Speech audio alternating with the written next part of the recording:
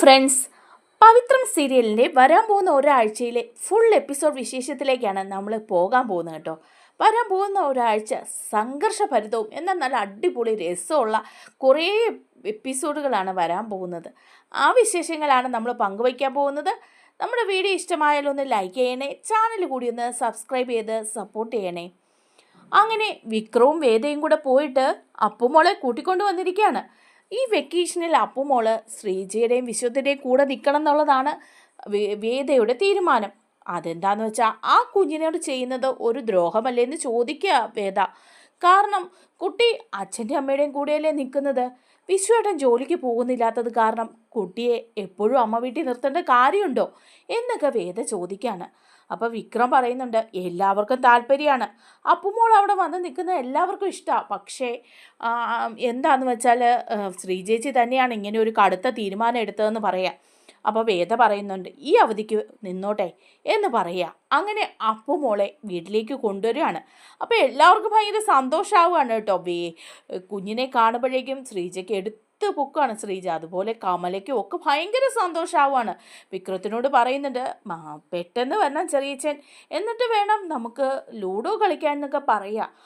ഞാൻ നേരത്തെ വരാം എന്ന് പറഞ്ഞ് വിക്രം പുറത്തേക്കൊക്കെ അങ്ങ് പോവാണ് കേട്ടോ. അതേസമയം നമ്മുടെ വേദ കാര്യങ്ങളൊക്കെ ഇങ്ങനെ സംസാരിക്കുന്നുണ്ട് നന്ദിനിയോടും. നന്ദിനിക്ക് ആകെ മൊത്തം കുശുമ്പാണ് കേട്ടോ. നന്ദിനി പറയാണ്, ഇവളിവിടെ ആള് കളിക്കാൻ വേണ്ടിയിട്ടാണ് ഇങ്ങനൊരു ഏർപ്പാട് കൊച്ചിനെയും കൊണ്ട് വന്നിരിക്കുന്നു എന്ന് പറയാണ്. അങ്ങനെ വേദയാണെങ്കിൽ കുട്ടിയെയും കൊണ്ട് അകത്തേക്ക് കയറിപ്പോയിട്ട് പിന്നെ പുറത്തിറങ്ങി വന്ന് കുട്ടിയായിട്ട് ഭയങ്കര കളിയാണ് കേട്ടോ. ശ്രീജയും കൂടുന്നുണ്ട്. അങ്ങനെ കണ്ണ് പൊത്തി കളിക്കുകയും ഓടി കളിക്കുകയും ഒക്കെ ചെയ്യുന്നുണ്ട്. അവർ നന്നായിട്ട് അപ്പുമോളുമായിട്ട് എൻജോയ് ചെയ്യാണ് കേട്ടോ. അപ്പോഴാണ് നമ്മുടെ സുധാകര മാഷ് വരുന്നത്. സുധാകര മാഷ് വരുന്ന കാണുമ്പം അപ്പുമോൾ ഇങ്ങനെ ഒളിച്ച് നിൽക്കുകയാണ്. ഒളിച്ച് നിന്നിങ്ങനെ നോക്കുന്നുണ്ട്. നോക്കുമ്പോഴേക്കും സുധാകര മാഷ് ചോദിക്കുക, എന്താ അപ്പുമോള് വന്നോ? അപ്പുമോൾ എന്താ ഒളിച്ച് നിൽക്കുന്നേ? അപ്പോൾ അപ്പുമോള് ആകെപ്പാടെ സുധാകര മാഷിനെ ഒന്ന് പേടിച്ചിങ്ങനെ നിൽക്കുക. അന്നേരം സുധാകര മാഷ് പറയുന്നുണ്ട്, അതേ അപ്പുമോൾ ഒളിച്ച് നിൽക്കാതെ ഓടി വന്നേ അപ്പൂപ്പൻ്റെ അടുത്തേക്ക്. അപ്പോഴേക്കും അപ്പുമോൾ ഓടി ചെല്ലാണ്. സുധാകര മാഷ് അപ്പുമോളെ എടുത്ത് വട്ടം കറക്കുകയും ഉമ്മ വയ്ക്കുകയും ഒക്കെ ചെയ്യാണ് കേട്ടോ. ശരിക്കും കമലയ്ക്കും സുധാകര മാഷിനും ഒക്കെ ആ കുഞ്ഞിനെ കാണുമ്പം ഭയങ്കര സ്നേഹമാണ്. സുധാകര മാഷിനൊന്നും പറയാനില്ല. അയ്യോ, അപ്പുമോൾ അവധിക്ക് വരുമെന്ന് ഞാൻ അറിഞ്ഞില്ലല്ലോ, ആരാ അപ്പുമോളെ കൊണ്ടുവന്നത്? അത് ചെറിയച്ഛനും കൂടെ വന്ന് കൊണ്ടുവന്നതാ. ഈ വെക്കേഷൻ കഴിഞ്ഞ് പോയാൽ മതി എന്നാ പറഞ്ഞത്. അപ്പുമോൾ വിഷുവിന് വന്നപ്പോഴും ചോദിച്ചില്ലേ അപ്പൂപ്പ ഇവിടെ നിന്നോട്ടെ എന്ന്. അപ്പം അമ്മ സമ്മതിച്ചില്ല, അമ്മ അവിടെ കൊണ്ടുവിട്ടു. ഇനി ഈ വെക്കേഷൻ കഴിഞ്ഞിട്ടേ അപ്പുമോൾ പോകുന്നുള്ളൂ. അപ്പോൾ സുധാകര മാഷ് പറയാം, അതേ മോളെ നീ ഇവിടെ നിന്നാ മതി, അപ്പൂപ്പൻ നോക്കിക്കോളാന്ന് പറയാണ്. മോക്ക് എന്താ ഞാൻ വാങ്ങിക്കൊണ്ട് വരേണ്ടത്? എന്തായാലും പോയി ഞാൻ മോക്ക് കുറച്ച് കളിപ്പാട്ടോ സ്വീറ്റ്സും ഒക്കെ വാങ്ങിക്കൊണ്ട് വരട്ടെ എന്ന് പറഞ്ഞ് സുധാകര മാഷ് അപ്പോൾ തന്നെ പോവാണ് കേട്ടോ. അപ്പോൾ ഉടനെ തന്നെ കമല പറയുന്നുണ്ട്, അത് മാഷേ വന്നതല്ലേ, കയറിയിരിക്കുക, കാപ്പിയൊക്കെ കുടിച്ചിട്ട് പോവാം. അപ്പോൾ മാഷ് പറയാണ്, സാരില്ല പോയേക്കാം, കടയൊക്കെ ഇപ്പോൾ അടയ്ക്കും, അതിനു മുമ്പ് ചെന്ന് കുഞ്ഞിന് കളിപ്പാട്ടം വാങ്ങിക്കൊണ്ട് വരട്ടെ. അങ്ങനെ ഭയങ്കര സന്തോഷത്തിലാണ് സുധാകര മാഷ്. അങ്ങനെ സുധാകര മാഷ് കളിപ്പാട്ടമൊക്കെ വാങ്ങാൻ പോവാണ്. അപ്പോൾ കളിപ്പാട്ടം വാങ്ങുന്ന കടയിൽ ചെന്ന് കഴിയുമ്പോഴേക്കും കടയിൽ നിന്ന് സാധനമൊക്കെ വാങ്ങി ഇറങ്ങുമ്പം ഏതോ ഒരു ഓട്ടോ വന്ന് സുധാകര മാഷിനെ ഒന്ന് തട്ടുന്നുണ്ട് കേട്ടോ. സുധാകര മാഷ് പെട്ടെന്ന് പുറകോട്ട് മാറുന്നത് കൊണ്ട് വലിയ അപകടമൊന്നും സംഭവിക്കുന്നില്ല. സുധാകര മാഷ് അവിടെ വീണു പോവുകയാണ് ചെയ്യുന്നത്. അപ്പോഴേക്കും ആട്ടുകാരെല്ലാം കൂടെ ഓടിക്കൂടുക. എന്താ പറ്റി മാഷേ, എന്താ സംഭവിച്ചേ? അപ്പോൾ മാഷ് പറയുക, ദേ ആ പോയ ഓട്ടോ അതൊന്ന് തട്ടി, മനഃപൂർവ്വം വന്ന് ഇടിക്കുന്ന പോലെയാ എനിക്ക് തോന്നിയത് എന്ന് പറയാണ്. അപ്പോൾ അവിടെ കൂടി നിന്നവരൊക്കെ പറയാണ്, ശരിയാ, ഇപ്പം അങ്ങനെയാണ്, എല്ലാവരെയും വന്ന് മനഃപൂർവ്വം ഇടിക്കുകയും ഒക്കെ ചെയ്യാണ് വണ്ടി. എന്ത് ചെയ്യാം, വല്ല ശത്രുതയും കാണും മാഷിനോട്. പിന്നെ മാഷിൻ്റെ മോൻ വിക്രം ഇങ്ങനെ ഗുണ്ടാപ്പണിയൊക്കെ ആയിട്ട് നടക്കുന്നതല്ലേ. അപ്പോൾ വിക്രത്തിനോടുള്ള ദേഷ്യത്തിന് ആരെങ്കിലും മാഷിനെ വന്ന് ഇടിച്ചതാവാം. ഏതായാലും ഒന്നും പറ്റിയില്ലല്ലോ, ഞങ്ങൾ വീട്ടിൽ കൊണ്ടുവിടാം മാഷേന്ന് പറയാം. അപ്പം മാഷ് പറയുന്നുണ്ട്, ഓ വേണ്ട, ഞാൻ തന്നെ പോയിക്കോളാം. ഇല്ല മാഷേ, മാഷിനി എങ്ങനെ പോകാനാ എന്ന് പറഞ്ഞവർ ഒരു ഓട്ടോയിൽ കയറ്റി മാഷിനെ വീട്ടിലേക്ക് കൊണ്ടുപോവാണ് കേട്ടോ. അതേസമയം മാഷാണെങ്കിലും മനസ്സിൽ വിചാരിക്കുകയാണ്, വിക്രത്തിൻ്റെ ശത്രുക്കൾ ആരോ ചെയ്തതാണ്. അന്ന് ഇതുപോലെ കമലയെ ആക്രമിക്കാൻ വന്നതും വിക്രത്തിൻ്റെ ശത്രുക്കളാണല്ലോ, അതുപോലെ തന്നെ ഇതും വിക്രത്തിനോട് ശത്രുതയുള്ള ആരോ ചെയ്തതാണ് എന്ന് മാഷ് മനസ്സിലിങ്ങനെ ഉറപ്പിക്കുകയാണ്. അങ്ങനെ വിക്രത്തിനോടുള്ള ദേഷ്യം കൂടി വരെയാണ് മാഷിന്. വീട്ടിൽ ചെന്ന് പിടിച്ച് നാട്ടുകാർ കൊണ്ടുവരുന്ന കാണുമ്പം എല്ലാവരും ഇറങ്ങി വരികയാണ്. കമല പറയുന്നുണ്ട്, എന്താ മാഷെ, എന്ത് പറ്റിയത്? മാഷിപ്പം എന്താ പറ്റിയത്? അപ്പം കൂടെ വന്നവർ പറയാണ്, അതെ മാഷിനൊന്നും പറ്റിയിട്ടൊന്നുമില്ല, കാര്യമായിട്ട് കയ്യിലും കാലിലും കുറച്ച് തൊലിയൊക്കെ പോയിട്ടുണ്ടെന്നേ ഉള്ളൂ. അപ്പോൾ ഉടനെ ശ്രീജയും വിഷുവും ഒക്കെ ചോദിക്കുക, എന്താ പറ്റിയത് അച്ഛൻ, എന്താ പറ്റിയത് എന്ന് ചോദിക്കുക. മാഷ് പറയാണ്, അത് ഞാൻ കുഞ്ഞിന് കളിപ്പാട്ടം വാങ്ങിയിട്ട് കടയിൽ നിന്ന് വെളിയിലേക്ക് ഇറങ്ങി, വഴിയിലേക്ക് ഇറങ്ങിയപ്പം ഏതോ ഒരു ഓട്ടോ മനഃപൂർവ്വം വന്ന് ഇടിച്ചതുപോലെ എന്നെ ഇടിച്ചിട്ട് പോയി. ഞാൻ പെട്ടെന്ന് പുറകോട്ട് നീങ്ങിയത് കാരണം കൂടുതൽ അപകടമൊന്നും സംഭവിച്ചില്ല, ഒന്ന് തട്ടിത്തെറിച്ച് വീണെന്നേ ഉള്ളൂ. ഇവരൊക്കെ കൂടി എന്നെ പിടിച്ച് ഇവിടെ കൊണ്ടുവന്നതാ. അപ്പം കമല, അയ്യോ ഓട്ടോ ഇടിച്ചോ, എന്താ ഇത് മാഷേ, എന്താ? എന്നിട്ട് ആശുപത്രിയിലൊന്നും പോയില്ലേ? മാഷിന് എന്താ പറ്റിയത്? അപ്പം മാഷ് പറയുന്നുണ്ട്, ഒന്നുമില്ല കമല, ആശുപത്രി പോകാനൊന്നും ഉള്ളതില്ല, ഒന്നും പറ്റിയിട്ടില്ല, കയ്യിലെയൊക്കെ കുറച്ച് തൊലി പോയെന്നേ ഉള്ളൂ. ഇതാരാ ഇത് ഇങ്ങനെ ചെയ്തത്? ഇത്ര നോക്കാതെ ആ ഓട്ടോക്കാരൻ എവിടെ പോയി? അപ്പം മാഷ് പറയാണ്, വീട്ടിൽ ചില ഗുണ്ടകളൊക്കെ ഉള്ളപ്പം ചിലപ്പോൾ ഇങ്ങനെ കിട്ടും നമുക്ക്. കമലേ, നേരത്തെ ഓർമ്മയില്ലേ നമ്മൾ രണ്ടുപേരും കൂടെ പോയപ്പം തന്നെ ഒരാൾ വെട്ടാൻ വന്നത്? നമ്മുടെ സൽപുത്രൻ്റെ ശത്രുക്കളാ. പുറത്തേക്ക് ഇറങ്ങുമ്പം ഇങ്ങനെ ചില ആക്രമണങ്ങളൊക്കെ നമുക്ക് പ്രതീക്ഷിക്കാം. ഇതും മനഃപൂർവ്വം ആരോ ചെയ്തതാ, വികൃതിനോടുള്ള വൈരാഗ്യം തീർക്കാൻ വേണ്ടിയിട്ടാണെന്നാ എനിക്ക് തോന്നുന്നത്. എന്തായാലും നമ്മുടെ വിധി ഇതായി പോയി. ഇങ്ങനെ ആരുടെയിലും ഒക്കെ കൈകൊണ്ട് ചാകാനായിരിക്കും നമ്മുടെ വിധി. അപ്പോൾ കമല പറയുന്നുണ്ട്, ഇല്ല മാഷേ, അങ്ങനെയൊന്നും ആയിരിക്കില്ല, ഇങ്ങനൊക്കെ പറയാതെ എന്ന് പറയാ. അത് കേൾക്കുന്ന വേദയ്ക്ക് വല്ലാതെ സങ്കടമാവുകയാണ് കേട്ടോ. വേദ മനസ്സിൽ വിചാരിക്കുകയാണ്, ഇതിപ്പം എങ്ങനെ സംഭവിച്ചതെന്ന് അറിയില്ല, പക്ഷേ ആശെപ്പോഴും കുറ്റം പറയുന്നത് വിക്രത്തിനെയാണ്. എന്ത് വന്നാലും വിക്രത്തിന് തന്നെയാണ് കുറ്റം. വിക്രം ഇപ്പം ഗുണ്ടാപ്പണിക്കൊന്നും പോകുന്നില്ലെങ്കിലും വിക്രത്തിൻ്റെ തലയിലാണല്ലോ ഈ കുറ്റം മുഴുവൻ വന്ന് വീഴുന്നത് എന്നൊക്കെ വിചാരിച്ചിട്ട് വേദയ്ക്കാണേലും ഭയങ്കര വിഷമാവുകയാണ് കേട്ടോ. വിക്രം വൈകിട്ട് വീട്ടിലെത്തുമ്പം വേദ പറയുന്നുണ്ട്, ദേ അച്ഛനെ ഒരു ഓട്ടോറിക്ഷ ഇടിക്കാൻ വന്നു, ചെറിയ പരിക്കുകളുണ്ട് എന്ന് പറയുമ്പം വിക്രം പറയാ, എന്നിട്ട് അച്ഛനെ എന്ത് എവിടെ? അച്ഛൻ മുറിയിൽ കിടപ്പുണ്ട്, നിങ്ങളിപ്പോൾ അങ്ങോട്ട് ചെല്ലണ്ട, നിങ്ങളോട് അച്ഛന് നല്ല ദേഷ്യമുണ്ട്, നിങ്ങളെ ഇഷ്ടമില്ലാത്ത ആരോ അച്ഛനെ കൊല്ലാൻ ശ്രമിച്ചെന്ന് അച്ഛൻ പറയുന്നത്. അതാരാ ഇത്? ഇപ്പം എന്ത് വന്നാലും എൻ്റെ തലയിലാണല്ലോ വരുന്നത്. അപ്പോൾ വേദ പറയാണ്, അങ്ങനെയൊക്കെ നടന്നിട്ടല്ലേ ഗുണ്ടവിക്രമല്ലേ, അപ്പം പിന്നെ ഗുണ്ടാവിക്രത്തിൻ്റെ ശത്രുക്കളാണ് കുടുംബത്തിലുള്ളവരെ തകർക്കുന്നതെന്ന് വിശ്വസിക്കുന്നതിൽ എന്തെങ്കിലും തെറ്റുണ്ടോ? അപ്പോൾ വിക്രം ഒന്നും മിണ്ടുന്നില്ല കേട്ടോ. അങ്ങനെ വേദയും വിക്രവും അങ്ങോട്ടും ഇങ്ങോട്ടും കുറച്ച് തർക്കങ്ങളൊക്കെ ഉണ്ടാവുന്നുണ്ട് കേട്ടോ. അതേസമയം നമ്മുടെ ശങ്കരനാരായണൻ്റെ മനസ്സൊക്കെ മാറിയിരിക്കുകയാണ്. കുംഭമേളയ്ക്കൊക്കെ പോയിട്ട് വന്നു കഴിയുമ്പം ശങ്കരനാരായണൻ ആളാകെ മാറുകയാണ് കേട്ടോ. എന്തായാലും മനസ്സിലെ ദേഷ്യവും വൈരാഗ്യവും ശത്രുതയും ഒന്നും വച്ചുകൊണ്ടിരുന്നിട്ട് കാര്യമില്ലാന്ന് വിചാരിക്കുകയാണ്. അങ്ങനെ ഇളയ മകളോട് സംസാരിച്ചുകൊണ്ടിരിക്കുകയാണ്. അപ്പോൾ ആ കുട്ടി പറയുന്നുണ്ട്, അച്ഛാ എൻ്റെ വിവാഹം ദർശനേട്ടനുമായിട്ട് നടത്തണ്ടെന്ന് പറയാണ്. ദർശൻ ചേട്ടനെ ഒരു ചേട്ടനായിട്ട് മാത്രമാണ് ഞാൻ കണ്ടിരിക്കുന്നതെന്ന് പറയുമ്പം ശങ്കരനാരായണൻ പറയാണ്, വേണ്ട മോളെ, ഞാനും ചില തെറ്റിദ്ധാരണകളൊക്കെ വെച്ചു, ഇനിയിപ്പം ഞാൻ അങ്ങനെ ഒന്നും പെരുമാറില്ല, മോൾക്ക് ഇഷ്ടമുള്ള ആളെ മോള് വിവാഹം കഴിച്ചാൽ മതി എന്ന് പറയാണ്. എന്നിട്ട് പറയുന്നുണ്ട്, അതെ മോളുടെ ചേച്ചിയുടെ കാര്യത്തിൽ ഞാൻ ചില തീരുമാനങ്ങൾ എടുത്തു. വിക്രം ഈ ഗുണ്ടാപ്പണിയൊക്കെ നിർത്തിയിട്ട് വരികയാണെങ്കിൽ വിക്രത്തിനെ മരുമോനായിട്ട് സ്വീകരിക്കാൻ ഞാൻ തയ്യാറാണെന്ന് പറയാണ്. അങ്ങനെ ഇരിക്കുമ്പോഴാണ് കേട്ടോ നമ്മുടെ ശ്രീകാര്യം ശ്രീനിവാസൻ സാറിൻ്റെയൊക്കെ പാർട്ടിയുടെ യൂത്ത് വിങ്ങിൻ്റെ ജനറൽ സെക്രട്ടറി ആയിട്ട് വിക്രത്തിനെ തിരഞ്ഞെടുത്തു എന്ന് അറിയുന്നത്. വിക്രം ചെന്നിട്ട് ശ്രീകാര്യം ശ്രീനിവാസൻ സാറിനോട് പറയുന്നുണ്ട്, ഇല്ല എനിക്കിതിലൊന്നും താല്പര്യമില്ല സാറേ എന്ന് പറയാണ്. അപ്പോൾ ശ്രീകാര്യം ശ്രീനിവാസൻ സാറ് പറയുന്നുണ്ട്, അങ്ങനെയൊന്നും നീ പറഞ്ഞാൽ പറ്റില്ല, നീ ഇന്ന് എന്തായാലും യൂത്ത് വിങ്ങിൻ്റെ ജനറൽ സെക്രട്ടറി ആയിട്ട് തന്നെ തിരഞ്ഞെടുത്തു. ശ്രീകാര്യം ശ്രീനിവാസന് ശേഷം ഇനി ആരെ എന്നുള്ള ചോദ്യത്തിൻ്റെ ഉത്തരം അത് വിക്രം എന്നായിരിക്കും എന്ന് പറയാണ്. അപ്പോൾ വിക്രം പറയുന്നുണ്ട്, എനിക്കിങ്ങനെ മനുഷ്യരുമായിട്ട് സംസാരിക്കാനും പ്രസംഗിക്കാനും ഒന്നും എനിക്ക് പറ്റില്ല. അപ്പോൾ ശ്രീകാര്യം ശ്രീനിവാസൻ പറയാണ്, അതിൻ്റെ ഒന്നും ആവശ്യമില്ല, ഇപ്പോഴത്തെ രാഷ്ട്രീയക്കാരെല്ലാം അങ്ങനെയാണോ? പിന്നെ മീറ്റിങ്ങുകളൊക്കെ വിളിക്കുമ്പം ഒന്ന് വന്നാൽ മതി നീ. എനിക്ക് ഈ വെള്ളയൊക്കെ ഇട്ട് വെള്ളമുണ്ട് ഷർട്ടും ഇട്ട് അതൊന്നും എനിക്ക് പറ്റില്ല. അപ്പോൾ പറയുന്നുണ്ട്, നീ വെള്ളമുണ്ട് ഷർട്ടും ഒന്നും എപ്പോഴും ഇടാനൊന്നും പോകണ്ട, നിൻ്റെ ഈ വേഷം തന്നെ മതി. പിന്നെ എന്തെങ്കിലും മീറ്റിംഗ് ഒക്കെ വയ്ക്കുമ്പോഴും സമ്മേളനങ്ങളൊക്കെ ഉണ്ടാവുമ്പം നീ ഈ വെള്ളയൊന്നും ഇട്ടാൽ മതി. പക്ഷേ എനിക്ക് ശേഷം നീ നിൽക്കണം, നിനക്കും ഒരു ഐഡൻറ്റിറ്റി വേണം. എന്നും ഒരു ഗുണ്ടയായിട്ട് മുന്നേറിയേ പറ്റില്ലല്ലോ, രാഷ്ട്രീയത്തിലും ചില സ്വാധീനങ്ങളൊക്കെ വേണ്ടേ എന്നൊക്കെ ചോദിക്കുകയാണ്. അതേസമയം നമ്മുടെ ശ്രീകാന്ത് വേദയുടെ ആങ്ങള അസ്വസ്ഥനാകുകയാണ് കേട്ടോ. എങ്ങാനും വിക്രത്തിനെ യൂത്ത് വിങ്ങിൻ്റെ സെക്രട്ടറി ആയിട്ട് തെരഞ്ഞെടുത്തു കഴിഞ്ഞാൽ രാഷ്ട്രീയത്തിൽ വിക്രത്തിന് നല്ല പിടിപാടുണ്ടാവും. അങ്ങനെ രാഷ്ട്രീയത്തിൽ നല്ല പിടിപാടുണ്ടായ പിന്നെ നമുക്ക് അവനെ ഒന്നും ചെയ്യാൻ പറ്റില്ല. എൻ്റെ ഏറ്റവും വലിയ ശത്രുവാണ് അവൻ. അവനെ എങ്ങനെയെങ്കിലും ഇല്ലാതാക്കണം എന്നുള്ളതാണ് എൻ്റെ ലക്ഷ്യം. പക്ഷേ അവന് രാഷ്ട്രീയത്തിൽ ഉയർന്ന സ്ഥാനങ്ങളിലേക്കാണ് പോകുന്നത്. ഇതെങ്ങനെയെങ്കിലും തടയണം എന്നൊക്കെ ശ്രീകാന്തും SI സാബുമോനും ഒക്കെ വിചാരിക്കുന്നുണ്ട് കേട്ടോ. അതേസമയം വിക്രത്തിന് രാഷ്ട്രീയത്തിൽ യൂത്ത് വിങ്ങിൻ്റെ സെക്രട്ടറി ആയിട്ട് തെരഞ്ഞെടുത്തു എന്നുള്ള കാര്യം അറിയാണ് കേട്ടോ നമ്മുടെ ശങ്കരനാരായണൻ. ശങ്കരനാരായണനപ്പം കുറേയൊക്കെ സന്തോഷമാവുകയാണ്.